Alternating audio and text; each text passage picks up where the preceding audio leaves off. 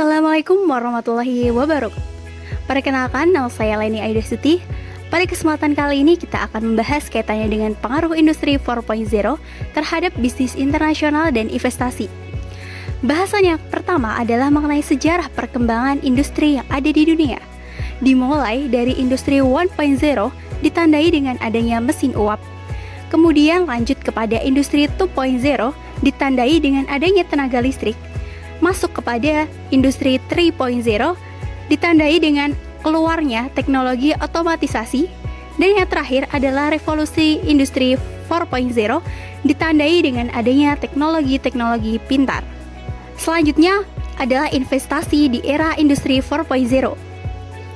Dahulunya mungkin investasi kita bisa bilang dapat dilakukan melalui investasi tanah, investasi kos-kosan, dan lain sebagainya. Tetapi di zaman teknologi seperti sekarang ini, kita dapat melakukan investasi dalam bentuk saham, reksadana, dan lain sebagainya. Dan tentunya hal ini, banyaknya pilihan produk investasi ini merupakan keberuntungan tersendiri dengan adanya investasi pada era industri 4.0. Selain itu, dengan adanya banyak variasi investasi itu sendiri, kita perlu adanya literasi keuangan yang cukup. Karena dengan literasi keuanganlah kita bisa dan mampu untuk mengikuti perkembangan dari investasi era industri 4.0 sendiri.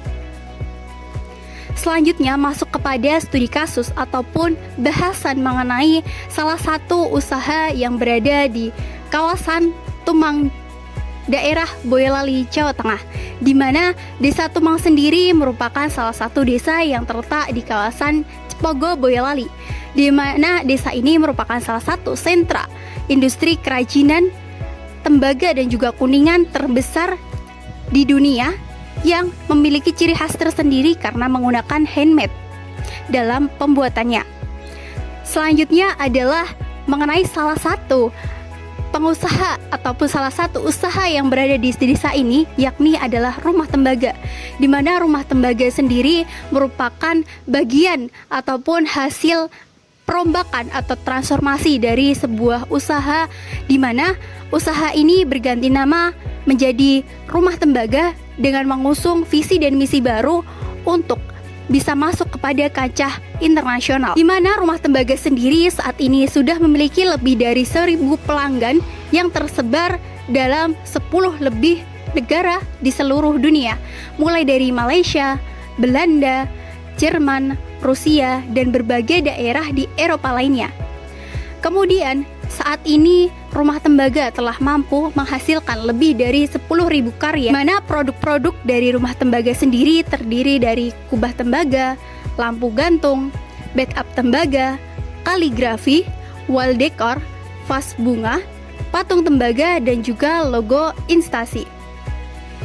Selanjutnya masuk kepada proses pra dan pasca produksi daripada rumah tembaga, di mana pada proses praproduksi ataupun sebelum dilakukannya produksi, rumah tembaga mengambil pasokan daripada tembaga dan kuningan sendiri dari kawasan daerah Surabaya.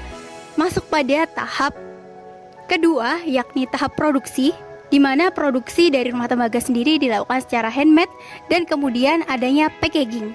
Dan yang terakhir adalah pasca produksi atau bisa disingkat menjadi PPR, di mana terdiri dari packing, pengiriman, dan juga retur.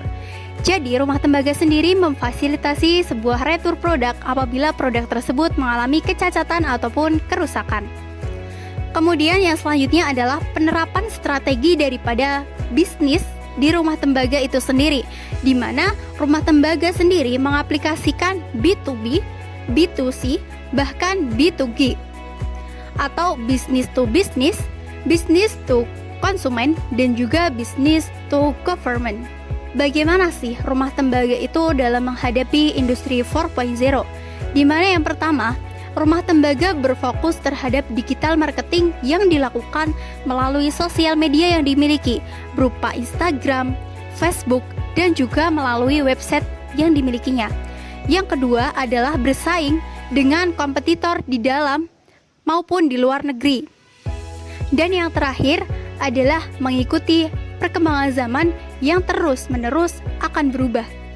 produk utama atau produk unggulan yang dimiliki Rumah Tembaga dalam pasar internasional adalah lampu dekorasi yang dipajang di rumah maupun di kafe di luar negeri sana.